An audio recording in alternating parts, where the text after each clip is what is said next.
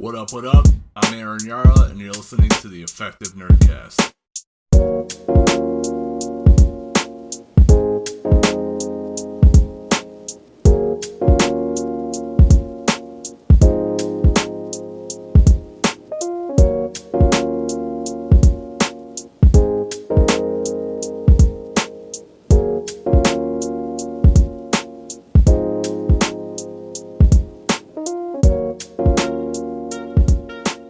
Hey everyone, welcome to another episode of the Effective Nerdcast. Hope everybody's doing well.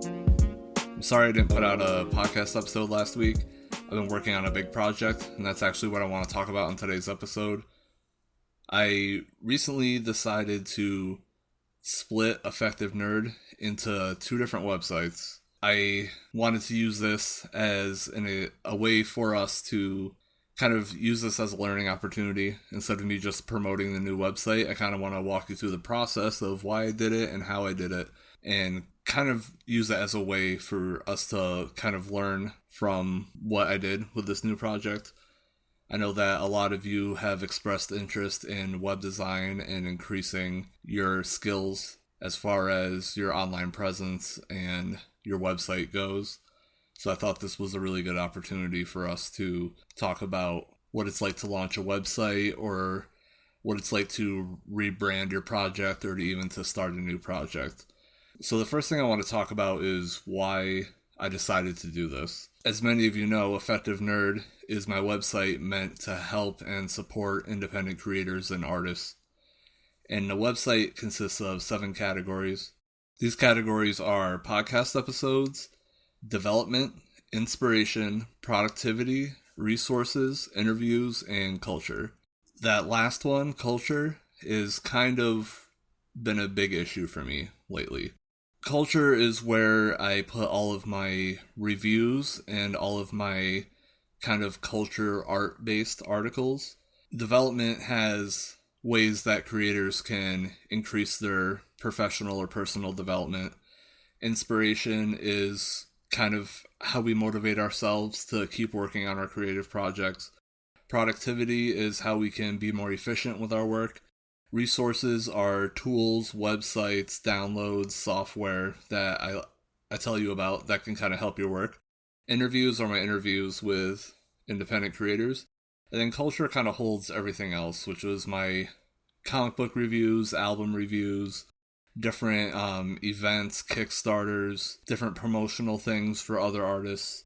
I recently did an audit of my website, which is something that you should do probably every 6 months to a year, where you look at all the different pages on your site and you kind of think of how everything's structured and put together, and you can decide if you want to enhance certain pages or kind of change your site structure, or even just get rid of certain pages.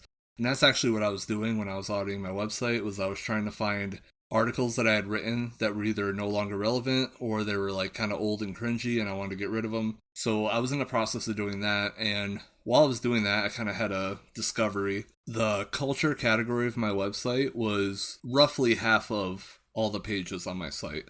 So I have 7 categories, and 6 of the categories together make up 50% of the website, and then the last category made up 50% of the website. It kind of had me thinking about how my website is structured and kind of how I'm promoting my writing and what I do. And I kind of hit a point where I felt guilty for writing comic book reviews or writing pop culture articles, because I felt like they didn't fit into the website. I kept writing them because a lot of you asked me to review your work, and I love reviewing work. And that's kind of how I got started in the blogging business. I was reviewing comics for another website, and that's kind of how I got my feet wet. So I kind of have this massive kind of bulk of review articles, specifically comic book reviews, though I have reviewed video games and music and other things. And it just got to the point where my reviews and my pop culture articles were such a large part of the site, but I didn't really have an outlet to promote them, because I want to promote my articles that are going to help creators and not necessarily just promote creators or talk about art that I like. And I kind of felt guilty because, you know, if a creator comes to me and asks to review their work and then I review it, it's kind of hidden on my website, because I really do put the creator development and inspiration. I put those kind of articles in the forefront because that's really the focus of Effective Nerd as a website. And then other than me posting on social media about these reviews, my art reviews were kind of hard to find on the website. So I felt bad because I do want to review and help creators, but at the same time, I didn't really have a website that provided an outlet for that. So not only did I feel guilty when people would ask me to review their work, I also kind of felt like I was trapped in a corner where I wanted to write about all the cool things that I see in the world of art and not necessarily talk about how to help creators. I love writing articles and doing the podcast where I can, we can discuss different ways where we can improve our work. At the same time, there's a lot of really cool stuff out there that I want to tell you about. So I really needed another outlet for that. And that's why I decided to split Effective Nerd into two websites. And I took that whole culture category and I moved it over to a second website, which I am calling Hype Crumbs. Introducing Hype Crumbs. So Hype Crumbs is going to be my website for reviews and just different cool things that I see in pop culture and art. Effective Nerd is still going to be the same website where it's going to talk about development, inspiration, productivity, resources. I'm going to do interviews. And that way I have a site that's more creator oriented where creators can go and kind of learn how to do things better, how to improve their work, or just get some ideas of how they can progress their creative journey. And then at the same time, I have a website where I can help promote these creators and talk about other things. And there isn't really a clash between the two because they now have their own separate areas, as opposed to having 50% of my website fall under one category. So the next thing I want to talk about is the process of how I did this, because it took a long time. It was a lot of work. I'm actually still working on it. The website is live at the moment. I'm still in the process of transferring articles over. And I know that kind of seems counterintuitive. Like, why would I launch the website and still have articles to transfer over? And we'll talk about that in a few moments. But I kind of wanted to walk you through what I did to get this going. Now, the first thing was to make the decision to do this, which I just explained why I did this and why I decided to go forward with splitting Effective Nerd into two separate websites. The next step is to choose a domain name. There's a lot of different philosophies when it comes to this. Obviously, there are billions of websites out there, and there are billions of domains out there, and most of the good ones are taken.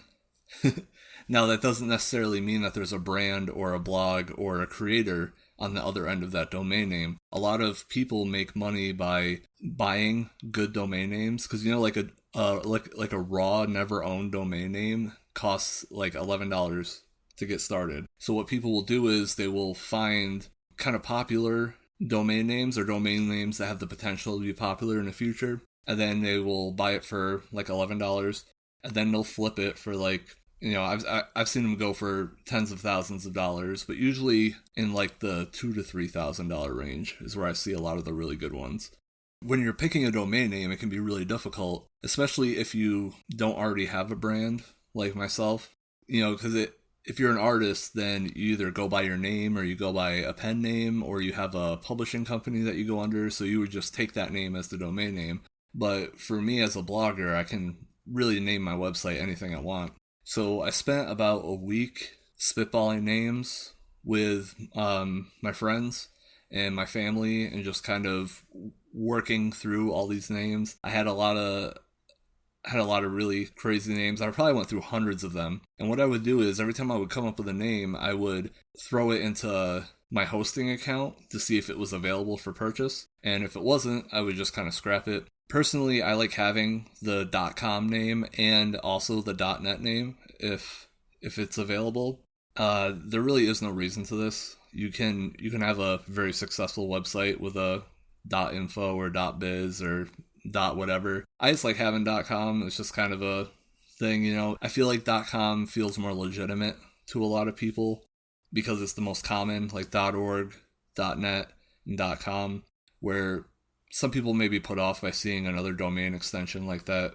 But from like a back-end kind of technical perspective, it doesn't really matter. It's just where, kind of where your site is being hosted or where the domain's being hosted, I should say.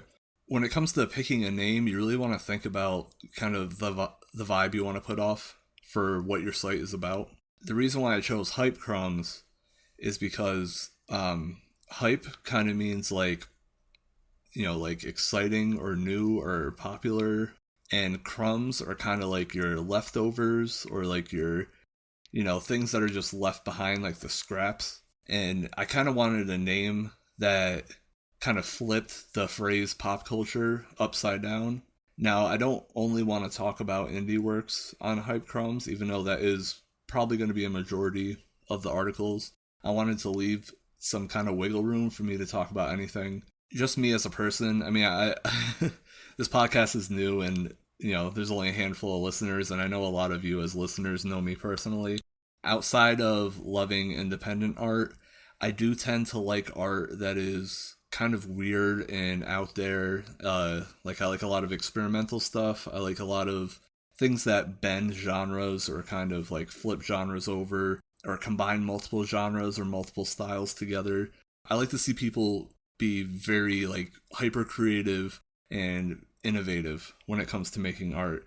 And I kind of like every genre of everything, but within those genres, if you think about a genre like for music, you have that like one band that sounds exactly like how that genre is described. And then kind of as you go further and further out, you get kind of more experimental, kind of weird, like people that don't really fit in the box. That's kind of where I like to stick when it comes to the art that I consume. I kind of like the fringe thing. So I like every genre, but I kind of like the outer kind of edge of every genre, if that makes sense.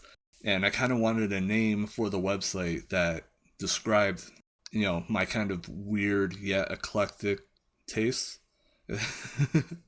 Hopefully I'm explaining this well. So I thought Hype Crumbs, I had a bunch of other names that kind of had a similar vibe, and a lot of them were taken. The domain was taken, or they were like already in use by somebody else. What it really came down to was I had two names that I really liked. One was Popendicular, because if you think like perpendicular to pop, and then I had Hype Crumbs. And I had like a list of like 10 different names, and I asked all my friends and all my family members to kind of vote on like what their one or two favorite ones were, and those two were the ones that got the most votes by far. The reason why I didn't go with Popendicular was because if you type it into Google, it kind of hits the spell check where it says, did you mean perpendicular? Even though my site would still come up, I kind of didn't want to hit the spell check with my domain name. Personally, I don't know if that really has a huge impact, but it was something that was just kind of off-putting for me, where I didn't want people to just, type that in, and then it just kind of spell checks and then flips over to perpendicular. There are two types of spell checks on Google. There are ones where it says, did you mean this? And then there are other ones where Google is so confident that you misspelled it that it'll automatically show you the correct spelling, and those are a big no-no if you have something, especially when it comes to like going after misspelled keywords. It may seem easy to rank for a misspelled keyword, but you don't want to do that, because a lot of times if someone misspells something in Google, it'll hit the spell check and flip it over to the correct spelling, and then your site doesn't even get seen at all. And I just kind of wanted to avoid any potential problem that would have happened with that. So I decided to go with Hype Crumbs instead, which I do love that name as well. So that's how I landed on the name. Now the second part is choosing a host and a provider in like a web design kind of company. And this was a no-brainer for me because I already have the unlimited plan with Bluehost for my hosting. And Bluehost has integrated WordPress. And with my unlimited plan, I can have as many websites as I want. So obviously I already have my domain and my design all set up already. But if you were to start a new website, you could go with, Squarespace, Wix, WordPress.com. There's a whole slew of different hosting providers and design providers out there. I prefer to use just self-hosted with WordPress because I like just having, out of all the different design companies, I like WordPress the most. It probably is the most time intensive to learn how to do it. However, it does give you a lot more freedom than other web designers. I use Bluehost because it was recommended to me when I first started blogging, and I've been under contract with them ever since. I haven't really looked into other hosting providers. I just, they work for me for now. If my needs change in the future, then I'll reevaluate, but I'm really happy with them. I really like their customer service. You can have like any question, and you can start a live chat, and all their customer service reps are super nice, and they will usually just go into your website and just fix whatever you need for you. I've never had anyone be rude to me or not be able to fix what I'm talking, fix the problem that I'm having.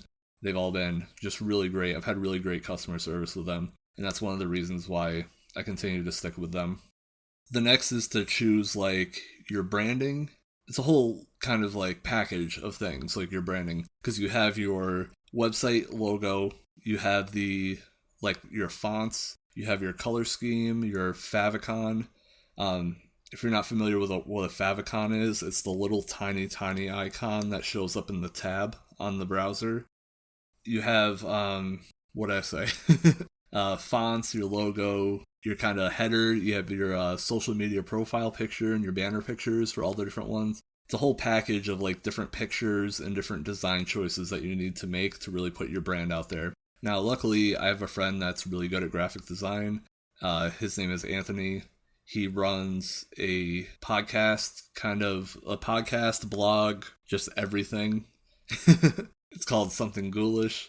He has a bunch of podcasts under them. He has writers. He has a blog website that's really good. It's really well designed. I helped him design it. Cough, cough. Pat myself on the back for a second. But I really love Anthony because when it comes to doing things on the internet and making content, he works just as hard as I do. And I really respect him for that. And him and I kind of started around the same time. Our content online is only a few years old, but we met pretty early on, so we've kind of grown and learned together over the past few years. So him and I are always bouncing ideas off each other and kind of have like a little barter system going where we help out each other with things. But I mean, that's what friends are for, right? So I went to him with the ideas. He was also in the process of helping me pick out the name for the website, so he was already well informed of what I was doing and kind of what I was going for.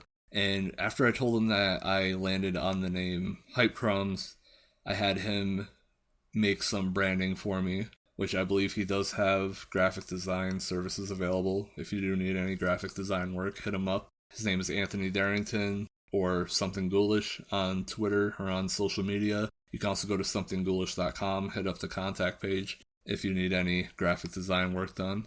Little plug there for him. His idea was to go for, since it has the word crumbs in it, he kind of wanted to go for a retro branding, like a retro food kind of vibe for the branding. So we landed on the colors of like this pale red and a off-white kind of creamy color, and that kind of gives off the vibe of old school packages for like, say like Kraft macaroni and cheese, or like Wonder Bread, like that really old, like 50s, 60s retro food packaging kind of look. The logo is a slice of bread with some crumbs around it. And then even without the bread slice, the actual text of the header has kind of has crumbs on it. At the same time, it has more of a kind of like artsy look to it because the letters in the design are kind of brushstroke-ish looking, so it doesn't look like very solid like a food package does. It has more of an artsy look, but it also gives off that retro food vibe as well, which I really like. I thought that was a really unique way to approach the branding, is even though the website is about pop culture, just kind of having that vibe of like retro food. I don't know. It looks a lot cooler when you actually go to the website and look at it, but I'm trying to explain our process to you. But I really like that style, and I think it works really well for what I'm doing with the website, because I kind of have that, pop culture but not pop culture thing going on at the same time. So I kind of have that like retro faded. Plus, I'm kind of a chill guy, so kind of having that like faded kind of chill look is good for me. As you know, on Effective Nerd, I have kind of like a shamrock green with black and white vibe. I think that works for that site because I do talk a lot about like technology and technical stuff, and that kind of green with black and white is really popular with tech companies. If you look at like the Android logo or Spotify, there's a lot of companies that do like the green thing when it comes to technology. I think it works for Effective Nerd, but for Hype Crumbs, I wanted something totally different. And I think we hit the nail on the head with that. Now, the next step is actually setting up the website. If you've set up your own website before, you know a lot goes into it. And we've talked about a lot of the things that go into making a good website on previous episodes. But in general, you need to, set up your home page, your contact page, your about page, all of your basic pages. If you have a mailing list, you need to set up your mailing list opt-ins, your privacy policy. If you are selling anything or have affiliate links, you have to put your affiliate disclaimers in there. And that's not even including your blog posts or your actual content that you want to put on the site. You just have all those kind of bare bones skeleton kind of structural things that your site needs to run properly. On top of that, you need to set up your actual page design. Like, do you want table of contents? Do you want a sidebar? Do you want any related post widgets? The social sharing widgets? There's a whole lot of different elements to a web page outside of the content itself. Unless you've designed a web page, it's something that you may take for granted because every website has them, so you see them all the time. But most of those little tweaks don't come stock with web designers. You have to actually go and put those in yourself and optimize them yourself. After the website goes live, there's other things you have to worry about, such as how are you going to get your analytics? How's your page speed? How's your coding? Are there any coding conflicts or errors? This is the third website I've built with WordPress, so this whole process was pretty fast for me. But I know the first page I made was Effective Nerd. The second page I run is actually burtonsbooth.com. It's my grandmother's website where she sells Rada knives. They're like the best kitchen knives ever. I have a whole set of them myself, and they're like way better than any knives I've ever bought. So she sells those over on her site. She used to have like a really bad hosting provider, and I switched her over to WordPress, and I helped set the site up for her, and now the site looks really good. It's running great. That's besides the point. But every website I build, this whole process goes faster because, it takes a while to learn new things. And so for Crumbs, the setting up of the website part was pretty fast. Now, what I'm going to talk about now is the part that has taken me lots of hours over the past few weeks. And that is transferring the posts from Effective Nerd over to Crumbs. Now, there's a lot of things you need to think about if you're going to transfer a web page from one domain to another. The first is, what signal is the original web page going to put out after you transfer it? You have a few options here. Most of you are familiar with 404 error. That's the page not found error. Now, that's the error that you get if you click on a link for a page that no longer exists, or it's down or it can't load for some reason. If you just delete a page off of your website, any links that are still lingering out there on the internet are going to hit the 404 error. Typically, you don't want 404 errors. Like, yeah, it's good because it tells the person that the page is no longer there. That doesn't really help anyone in the long run. So there are a few other types of errors that you can set up. They're not really errors, but you know what I mean. There's what's called a 410. And a 410 is very similar to a 404, except the 410 tells anyone crawling the web page, so search engines, for example, that the page is permanently gone. And then that way, search engines can remove it from their index. Instead of just hitting the 404 error over and over, they hit the 410 error once, and then they remove it from their directory. The other thing you can do is a 301. A 301 is a redirect. When you set up a redirect, you say, go to this page instead. 301s can go to your site or they can go to other websites. So for example, I did 301 redirects when I changed my permalink structure on Effective Nerd. My permalink structure used to be effectivenerd.com/date/blog post title. So it'd be like effectivenerd.com March 15th, 2019 / creativity hacks or something like that, right? That's not a real page, but just an example. And I wanted to take the date out of my permalink structure, so it would just be effectivenerd.com / creativity hacks. I partially did that in preparation for making this podcast, because if I did have a link that I wanted to tell you about, like effectivenerd.com / productivity hacks or creativity hacks, that's a lot easier for me to say over a podcast than like type in /3-15-19/ does not roll off the tongue that well. So in preparation of making the podcast, I wanted to change my permalink structure on Effective Nerd, and I wanted to remove the date. I took the date out, but I went in and I set up 301 redirects that said if you click on a URL from my website and it has a date in it, to go to this page that doesn't have the date in it. And then that way I didn't lose all of my SEO and kind of all the credibility that I've built up with these web pages, because search engines now will know, hey, this web page just moved. It's not gone.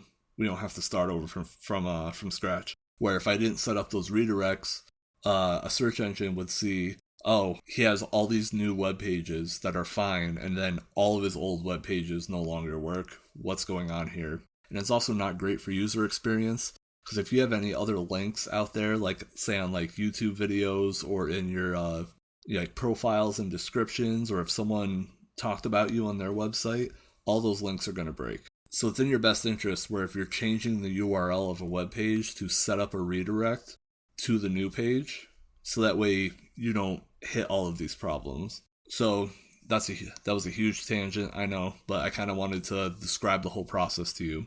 So when I was taking articles from Effective Nerd and putting them onto Crumbs, I had to rebuild the page on Crumbs. Now WordPress does have like an import-export, but the issue is it doesn't really it doesn't send your pictures over that are in the post. It sends links for the pictures. So when I would import it into Crumbs, I would have the pictures there. However, they were pointing to Effective Nerd and not to Crumbs. So what I did was I tried a whole bunch of different ways to transfer the pictures over, and none of them really worked. I tried a bunch of different plugins and different edits to my website, and I couldn't get anything to work. So what I did was I just transferred over all the text for the web pages, and then I remade the pictures and put them back in, and then that way the pictures are hosted on the site. If anything ever happens to Effective Nerd, none of the pictures on Crumbs will break, and that takes a while. So I would import a post, fix up all the pictures, publish it to Crumbs, and then I would go back over to Effective Nerd, set up the 301 redirect, and then remove the page from Effective Nerd. I had almost 200 pages that I had to do this with, and that took a very long time. That's a lot of 301 redirects, that's a lot of new pictures to make. Also, a lot of the articles that I was switching over were very old, and it was back when I had my old theme, so I didn't really know what pictures. My old theme had a different, like, favored picture size than my new theme did.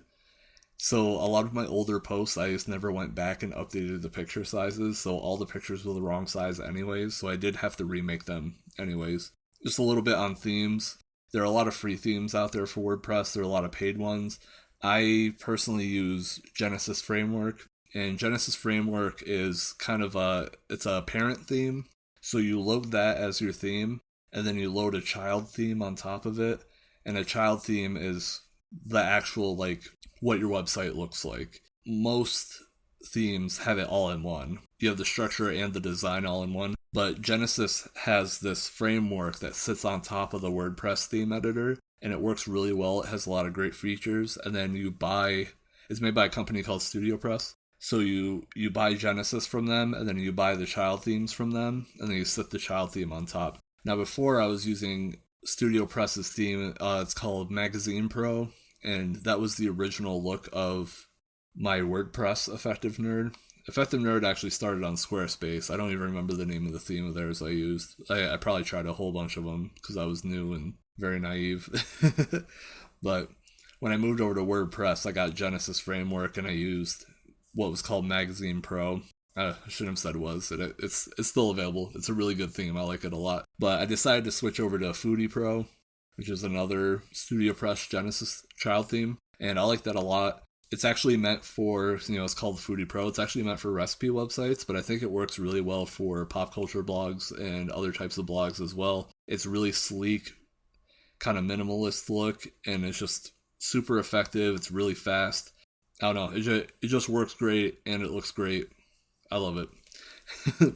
So back when I had Magazine Pro, I would have all the pictures be one size, and then when I switched over to Foodie Pro wants your pictures to be a different size. So a lot of my old posts from when I was on Magazine Pro were the wrong size. Now that I'm on Foodie Pro, everything's the correct size. I actually still have, I think some of my older interviews on Effective Nerd still need some picture updates, but for the most part, everything is all updated and good. I still have, I want to say about 30 posts that need to transfer over from Effective Nerd to Hype Crumbs. I'm working on that, but everything's kind of up and running. And I also redid the homepages on both sites to have kind of more of like a segmented look to it. I really like, the gaming kind of pop culture website IGN. I really like the way their homepage looks, where it's kind of like they have all of their posts listed vertically, but every once in a while they'll do a horizontal row of text, so it kind of goes like chunk of vertical, chunk of horizontal, chunk of vertical, chunk of horizontal. And I really like that style and kind of how it breaks it up for the eye. And I think the design of it looks really nice. So I tried to do something similar to that, where I would do a row of posts horizontally, then a row of posts down the left, and then a horizontal row, and then a row down the right. So it kind of like your eyes kind of do this like zigzag kind of pattern as you're going down the homepage, which I think looks really nice. I see a lot of pages just put blocks of all their posts on their homepage, and it all kind of blends together, and it kind of looks boring. So I wanted something a little more exciting, where your eyes kind of dart around the page while you're looking at it, and you can kind of, different posts will catch your eye a different way. So yeah, that's really what I wanted to talk about today. I know this wasn't like a full-on topic that we could learn about. However, I think this was a really good learning opportunity, both for myself and for you all, because, like I said previously, a lot of you came and asked me for advice on web design, either specifically to have me talk about web design on the podcast, or some of you have come and asked me about web design personally. So I kind of just wanted to let you know like my style and my thought process when it comes to building a new website, and when it comes to branding and different things of how you promote yourself and promote your content. So I thought, if I'm going to make this new website, then I want to use that as a learning opportunity, and I want to use it as something I can share. Because a lot of companies just want you to think that they're perfect right up front. And like, oh, here's our awesome website. We're awesome. Here you go. Where I don't really care about that. I mean, obviously I care about my sites looking really good. However, I don't care if I let you see under the hood, where a lot of people are kind of weird about that. So I want you to see everything that I'm doing. That's what this whole podcast is about, is us learning together and kind of going through the steps together. So I wanted you to know exactly what I was doing, how I did it, why I did it, and kind of how it can fit into your own content and your own work.